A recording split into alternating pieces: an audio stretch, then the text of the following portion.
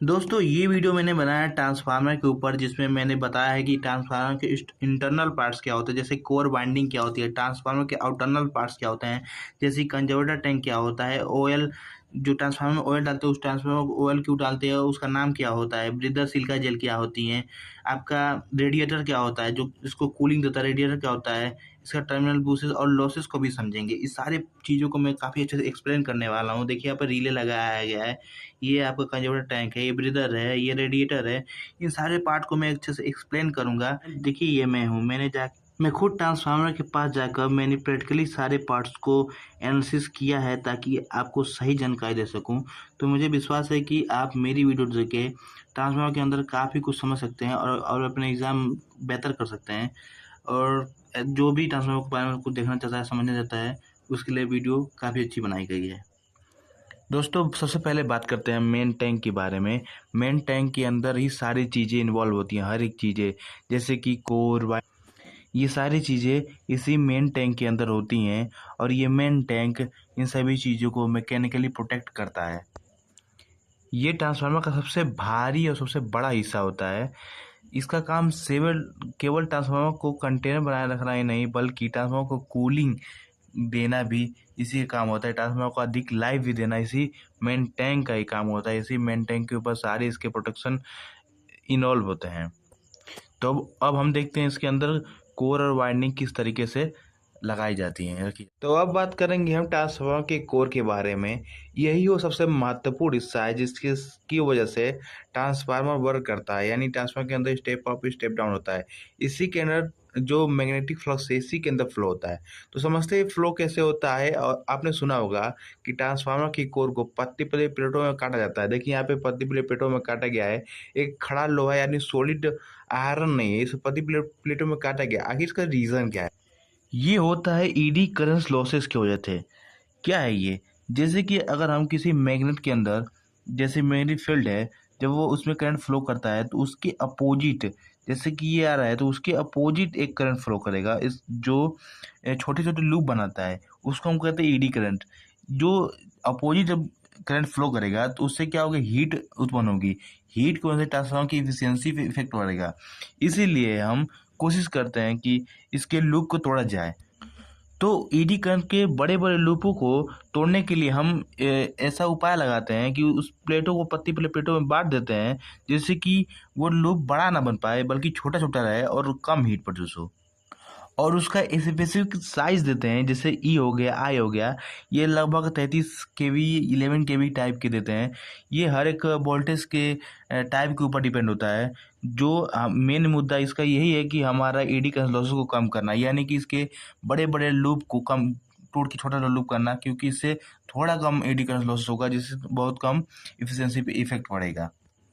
और इन सारी प्रक्रिया, जैसे कि हम इसे पट्टी प्लेटों में से काट दिए हैं, इन सारी प्रक्रियाओं को हम जैसे कि और काटने के बाद इनके बीच एक वार्निश का लेप लगा के यानी इंसुलेशन करके चिपका दिया जाता है। इन प्लेटों के बीच कोई भी संपर्क नहीं होता है, इसके इंसुलेशन लगा चिपकाया जाता है। इन प्रक्रिया को कहते हैं हम लेमिनेशन।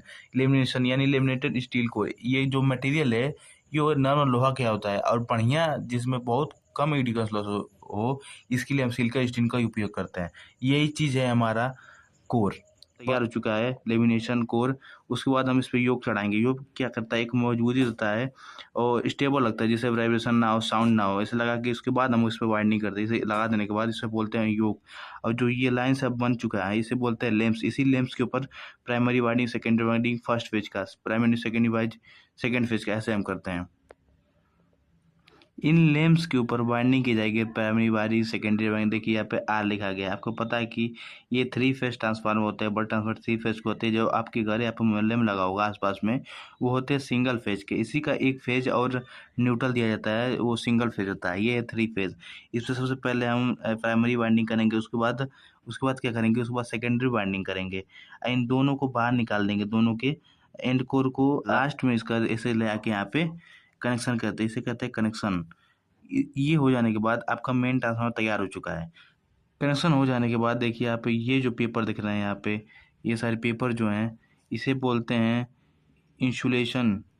इंसुलेशन पेपर ये क्या करता है, प्राइमरी वाइंडिंग और सेकेंडरी वाइंडिंग को शॉर्ट सर्किट से बचाने के लिए इस पेपर का यूज किया जाता है।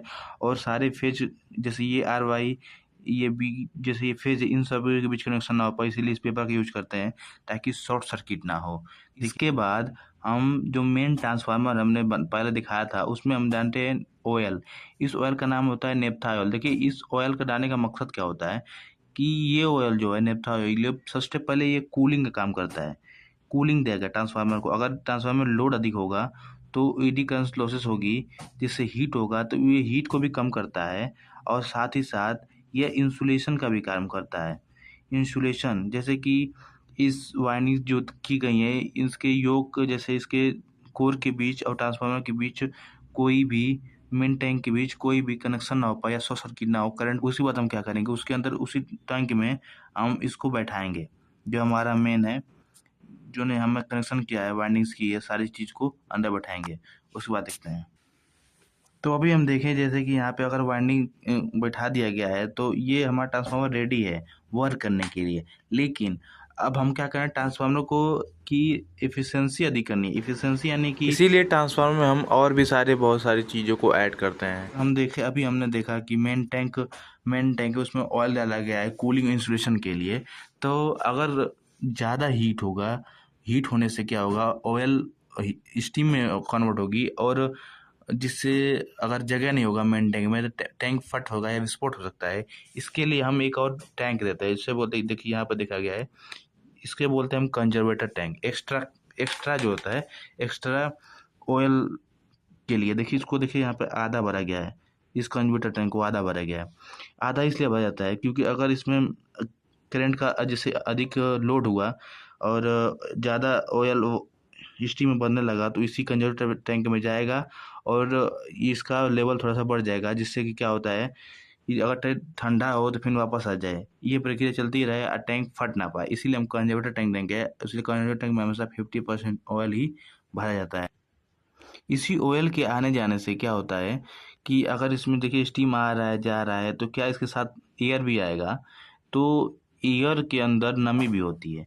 देखिए यहाँ पर लिखा है, इसे बोलते हैं ब्रीदर। ये चीज़ इसे बोलते हैं ब्रीदर। ब्रीदर क्या होता है कि अगर इसमें स्टीम बन के ऊपर नीचे हो रहा है तो एयर भी आएगा, तो एयर के अंदर क्या होता है, नमी भी आ सकती है। नमी के अंदर इसमें अगर जाएगा तो इसके तेल जो होता है, जो नेप्था ऑयल है, उसके इंसुलेशन को ख़राब कर देगा, जिससे तेल को बदलने की रिक्वायरमेंट होगी। इसके लिए हम लगाते हैं, ये चीज़ है, इसे लगाते हैं ब्रीदर, जो नमी को ऑब्जर्व कर लेगा और सूखी हवा को अंदर जाने देगा। तो इस ब्रीदर के अंदर क्या होता है, इस ब्रीदर के अंदर देखिए ये चीज़ है जो, इसे हम बोलते हैं सिलिका जेल। सिलिका जेल क्या है, नमी को ऑब्जर्व कर लेती है, इसमें नमी नहीं जा सकती, नमी को ऑब्जर्व कर लेगी और सूखा तेल अंदर जाएगा। तो देखिए जो सिलिका जेल है ये क्या करेगा, सिर्फ नमी को ऑब्जर्व करेगा, धूल कण को नहीं। तो धूल कण ऑब्जर्व करने के लिए यहाँ पे जो ये चीज़ है, ये चीज़, इस ये चीज़ जो है ये क्या करेगा कि धूल कण को ऑब्जर्व करेगा।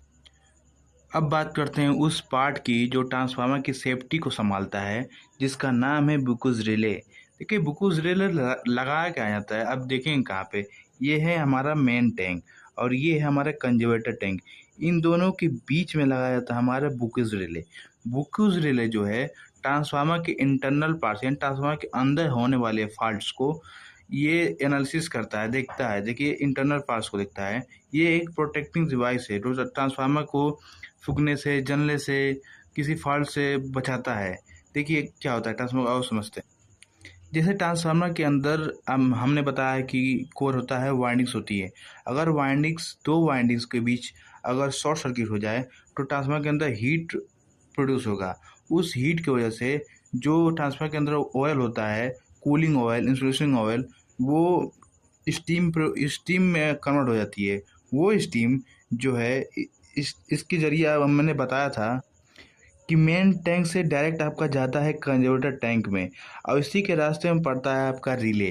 तो सबसे पहले अगर मेजर फॉल्ट होगा, मतलब कि माइनर फॉल्ट होगा, तो क्या होगा, स्टीम बनेगी, स्टीम होके जाएगी रिले से। तो रिले से जब जाती है, यहीं से गुजर के जाती है, तो इसके बीच पूरा घूम के जाती है। ऐसे होके अपना यहाँ पे कंजर्वेटर टैंक लगा है, ये मेन टैंक है। तो जो ये दिखा गया है, ये पारा दिया गया है, यहाँ से क्या होता है, इससे बीच होता है अलार्म का सर्किट होता है। यहाँ पे अलार्म फिट हो, उसका सिर्फ ये की जैसा बनाया गया है।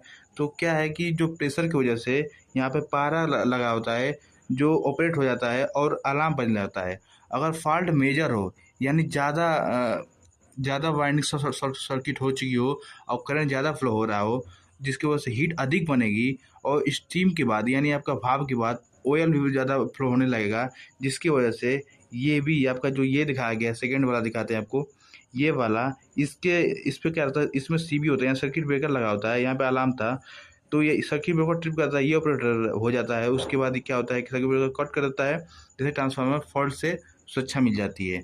सबसे पहले क्या होगा, सबसे पहली बार में अलार्म बजता है, उससे मेजर फॉल्ट होगा तो आपका सर्किट ब्रेकर ऑफ हो जाता है और ट्रांसफार्मर ट्रिप हो जाएगा। देखा कि ट्रांसफार्मर को हम फॉल्ट से कैसे बचाएंगे। अब देखिए कि ट्रांसफार्मर को कूलिंग कैसे मिलती है। जैसे कि हमने बताया कि ये मेन टैंक है, मेन टैंक के अंदर क्या होता है, हमारा वायरिंग्स होती हैं, कोर होता है। तो ये जो वायरिंग्स और कोर है जब ये वर्क करती हैं यानी कि जब इसे लोड से कनेक्ट किया जाता है, इन वायरिंग्स और कोर के से क्या होता है, हीट प्रोड्यूस होता है। देखिए यहाँ पे ये हीट प्रोड्यूस होता है, चारों तरफ से हीट प्रोड्यूस होता है। ये हीट की वजह से क्या जो ट्रांसफार्मर के अंदर ट्रांसफार्मर ऑयल है यानी नेफ्था ऑयल है, ये ऊपर क्यों जाती है, चारों से ऊपर क्यों जाती है, ऊपर क्यों जाती है। ऊपर क्यों जाने से क्या होता है कि पास में हमारा लगा था रेडिएटर होता है और रेडिएटर के अंदर रेडिएटर के ऊपर जाता है और इनके पाइप में चला जाता है। जो हमारा रेडिएटर है ये हवा के टच में होता है, यानी हवा के माध्यम से, देखिए यहाँ पर दिखा गया है हवा के टच में है और इसके अंदर काफ़ी सारा पतला पतला पत्ती बनाया गया है, इसके अंदर तेल जाता है और नीचे को रख के फिर इसी टैंक में आ जाता है। इससे क्या होता है कि हवा की में होने से क्या है कि ये ऑयल ठंडी हो चुकी है और ये प्रक्रिया चलती रहती है, जिससे कि ट्रांसफार्मर को नेचुरल कूलिंग मिलती है, जिससे ट्रांसफार्मर की जो है इफिशियंसी भी अधिक रहेगी और ट्रांसफार्मर ज़्यादा समय तक भी चलेगा। तो अब हम समझते हैं बुशिंग के बारे में, लोड और सोर्स के बारे में। मेनली अब समझेंगे हम कि आपके यहाँ जो 11 केवी यानी 1000 वोल्टेज है, 230 वोल्टेज आपके घर पे जाता है, कन्वर्टर की जो आपके घर पे जाता है वो कैसे होता है, इस चीज़ को समझते हैं। सबसे पहले देखिए जो आपके आसपास, जो आपकी गली के आसपास जो ट्रांसफार्मर लगा होता है उसे हम बोलते हैं स्टेप डाउन ट्रांसफार्मर। ये क्या होता है, वोल्टेज को कम करके आपके यहाँ भेजता है 230 केवी, 230 वोल्टेज, ठीक। तो मेन लाइन जो आ रही है 11 केवी की, वो ट्रांसफार्मर में जाती है ऐसे। उसके बाद उसके बीच एक कनेक्शन किया जाता है डेल्टा और स्टार का। ये है डेल्टा। डेल्टा जब देखेंगे इसमें सिर्फ 3 फेज निकल रहे हैं और जब आप स्टार बनाते हैं, ऐसे स्टार बनाते हैं तो इसके बीच 1 2 3 फेज तो निकल रहा है, एक और पॉइंट बनती है, इसको भी निकाला जाता है। तो इसे हम बोल देते हैं न्यूट्रल। ये तो हमारा आर वाई वी 3 फेज हो चुके हैं, फिर एक्स्ट्रा जो पॉइंट निकलता है ये हो गया न्यूट्रल। तो जो आपके घर पे लाइट जाती है यहाँ पे 230 वोल्टेज की, उसमें से कोई एक फेज दे दिया जाता है और एक न्यूट्रल दे दिया जाता है। ये बन गया है आपका फेज और न्यूट्रल। अगर कोई बड़ा कंज्यूमर है जैसे कि कमर्शियल, कोई चक्की पीसने वाला, कोई आटा पीसने वाला, वही चीज़, तो तीनों फेज का यूज करता है अपना पर्सनल ट्रांसफार्मर लगा के। लेकिन आपका छोटा, आप डोमेस्टिक कंज्यूमर है तो आपको कोई एक फेज दे दिया जाएगा और न्यूट्रल दे दिया जाएगा, आपका काम हो सकता है। ऐसे होता है स्टेप डाउन स्टेप अप। अब समझेंगे हम कि वोल्टेज को स्टेप अप कैसे करते हैं और स्टेप डाउन कैसे करते हैं। जो आपका डाउन यहाँ पर लगा गया है ये तो आपका काम करेगा स्टेप डाउन का, तो देखते करता कैसे, स्टेप डाउन किया क्या जाता है।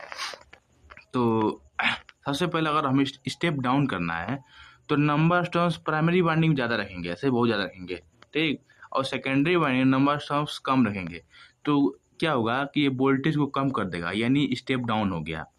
ये हो गया स्टेप डाउन हो गया। ऐसे होता है step up step down. Step up कैसे करते हैं, प्राइमरी में नंबर ऑफ टर्न्स कम रखेंगे, सेकेंडरी में नंबर ऑफ टर्न्स काफ़ी ज़्यादा रखेंगे, यानी कि कॉपर की वाइंडिंग को ज़्यादा कर देंगे। तो ये क्या करेगा, स्टेप अप कर देगा, यानी वोल्टेज को बढ़ा देगा। ऐसे होता है स्टेप अप और स्टेप डाउन। अब समझते हैं कि बूस्टिंग क्या होती है। बूस्टिंग क्या होती है, ये काफ़ी लोगों को कंफ्यूज करता है कि बूस्टिंग और टर्मिनल क्या होते हैं। तो अभी हमने देखा कि ये मेन टैंक है, मेन टैंक के अंदर क्या है, ये मेन टैंक के अंदर हमने कोर पे वाइंडिंग्स किए हैं, ऐसे वाइंडिंग्स किए हैं। तो उस वाइंडिंग्स का जो कनेक्शन है निकाल के इसी के अंदर सप्लाई और लोड दिया जाता है।